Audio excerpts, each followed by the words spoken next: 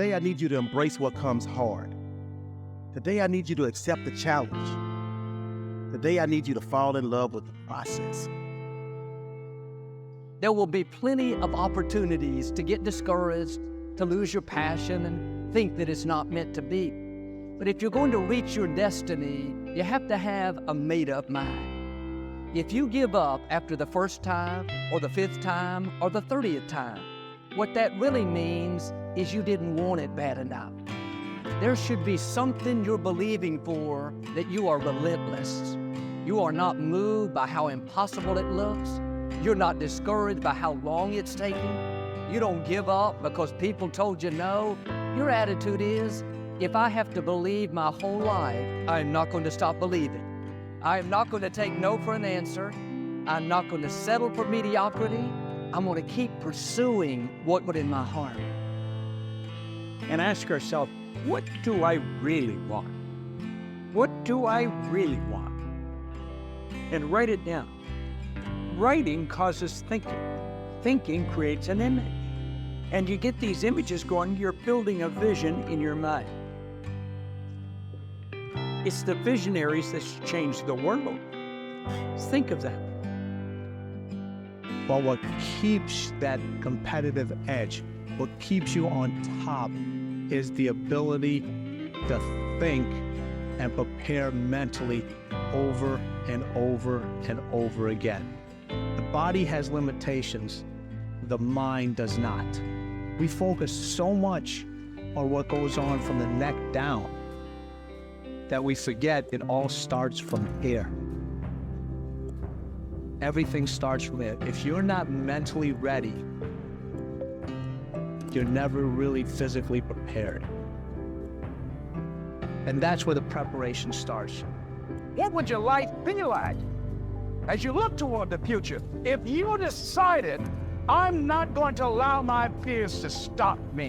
And I'm saying to you, whatever you got to do, do it, because if you don't, life is going to whoop you until you surrender.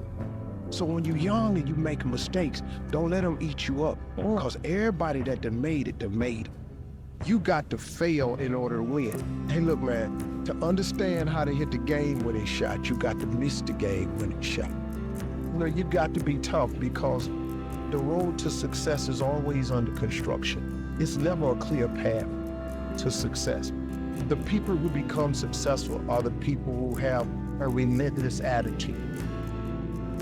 And you just got to hang in there through the bad breaks, because the bad breaks is coming, but they usually come right before the big break is about to happen. You get a series of bad breaks and it stumbles up a lot of people.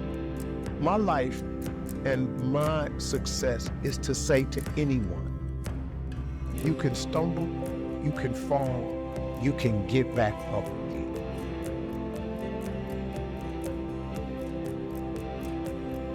No matter what you face,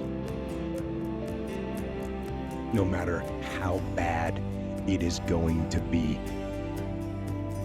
when there is a challenge, and by a challenge I mean anything in life, any challenge, anything that you're facing, the only way to overcome the challenges that you face is to start walking. Take that step every day, no matter what you are facing. Get up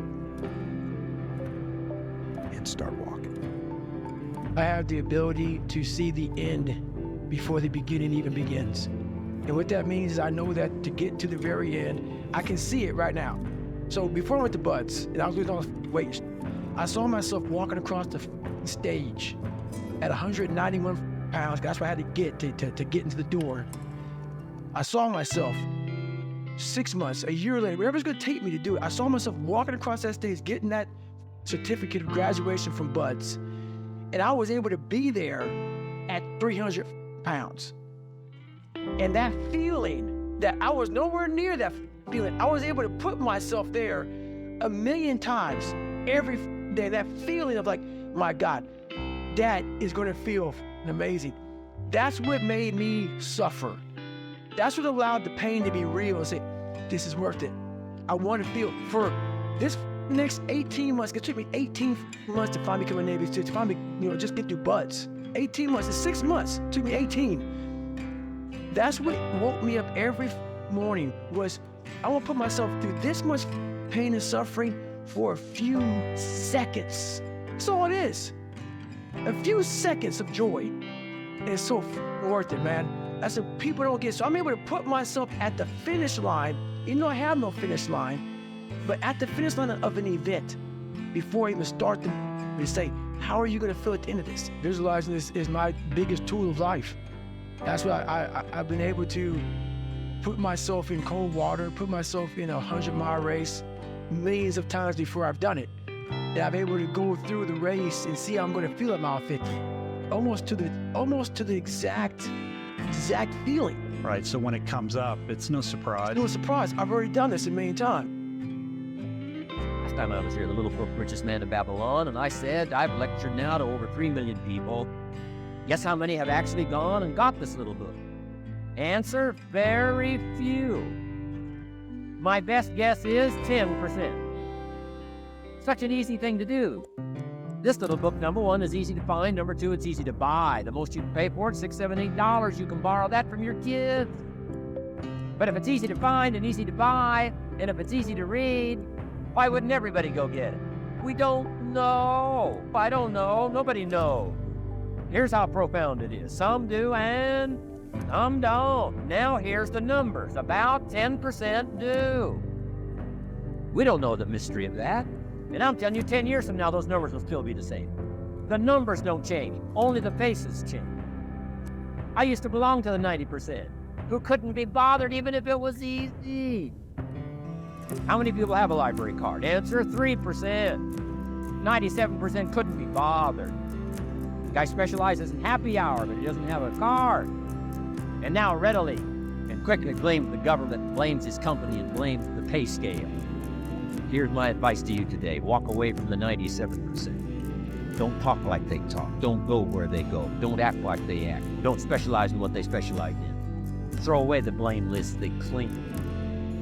You got to be consciously conscious today because your environment can hypnotize, mesmerize, and paralyze you.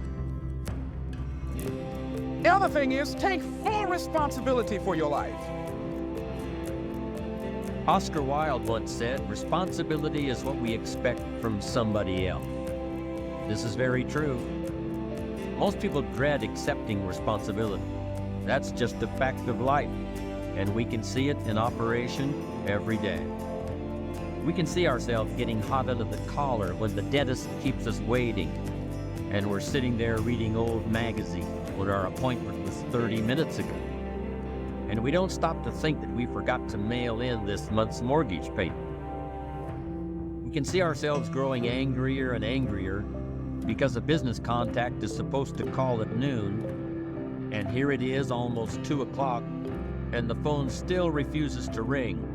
But we don't stop to think about the calls we ourselves have forgotten to return while we've been so busy fuming.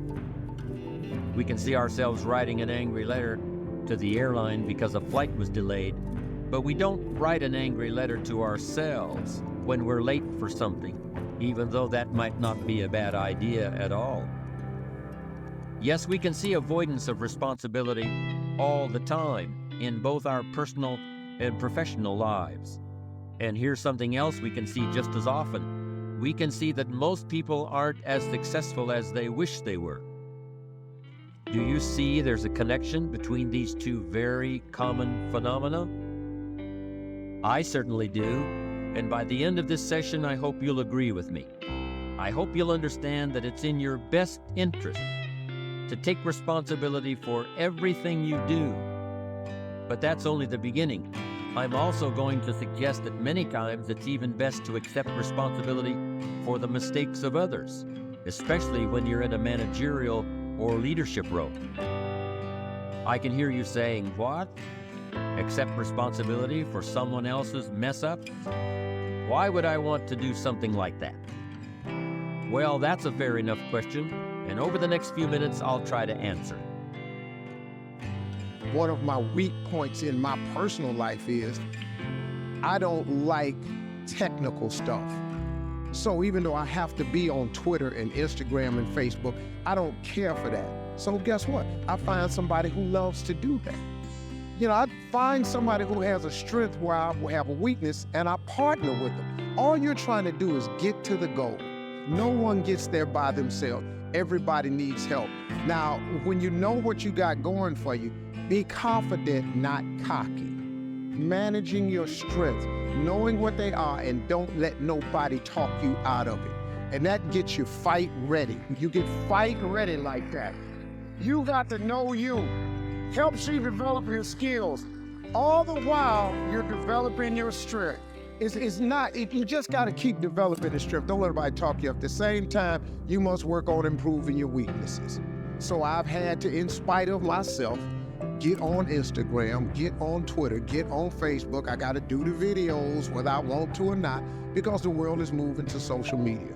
If I had as many followers as Kim Kardashian, I probably wouldn't even have to do this TV show. During the years when professional basketball was just beginning to become really popular, Bill Russell, who played center for the Boston Celtics, was one of the greatest players in the pro league. He was especially known for his rebound, his defensive skill. But like a lot of very tall centers, Russell was never much of a free throw shooter. His free throw percentage was quite a bit below average, in fact. But this low percentage didn't really give a clear picture of Russell's ability as an athlete.